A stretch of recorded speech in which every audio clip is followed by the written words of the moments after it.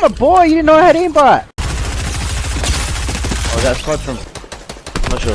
Got him. One shot. Oh, but you weren't expecting that, bro. Oh!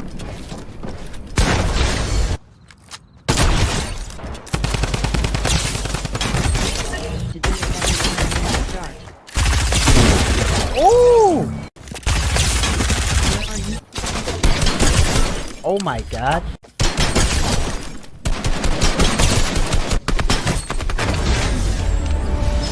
Smash that like button if you want to know how to aim like that.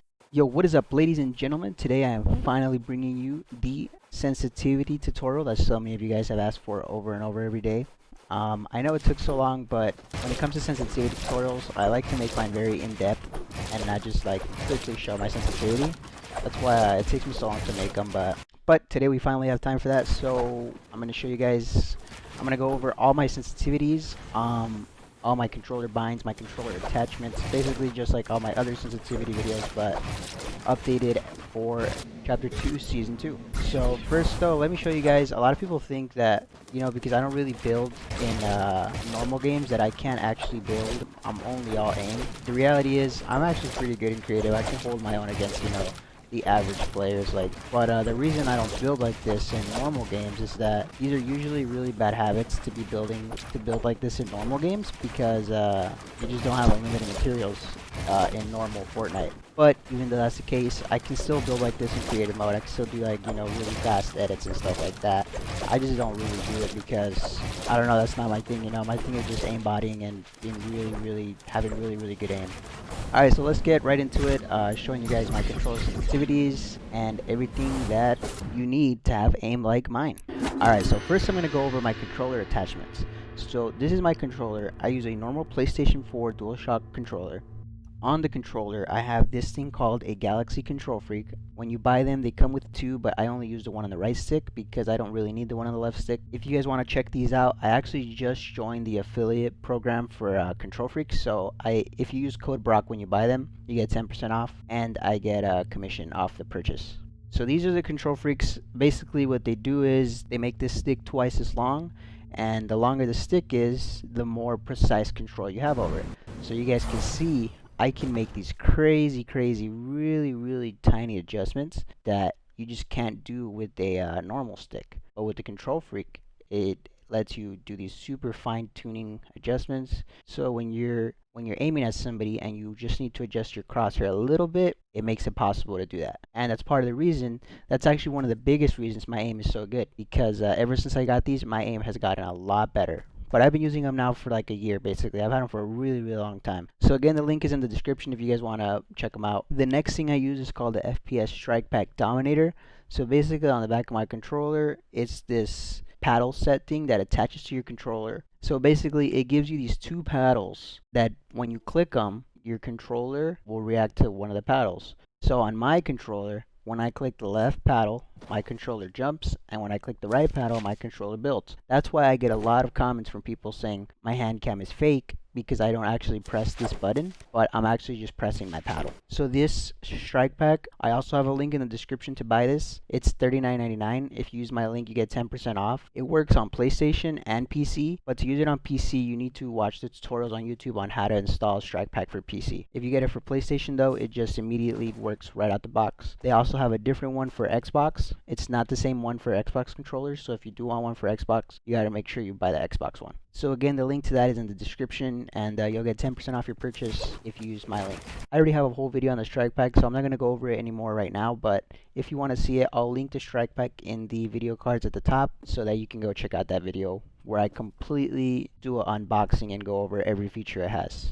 Alright, so basically I'm going to go over two sets of settings. First, I'm going to go over the settings that I'm using right now. So when we get to the controller settings up here at the top, controller auto run off, build immediately on, edit hold time is at 0.1, vibration off, build mode 1.7, edit mode 1.8. I'm always messing with these up and down a little bit. I don't think you should actually copy these, especially if your building doesn't feel really good as soon as you try them, because with building and edit, I find that it's a lot easier to find it yourself. So it's better just to like copy these, but then if you feel that it's too fast or too slow, just make them faster or slower depending on which one you want. But then these are the aim settings that basically I've gotten literally hundreds, maybe even thousands by now, of comments where people literally tell me that they try my settings and they just have aimbot like me. And it honestly blows my mind still, because it's just really hard to believe that. But at this point, I've gotten so many comments that it's just basically undeniable that my settings are just kind of correct. So basically, I have 50% horizontal, 48% vertical. We're on linear aim assist,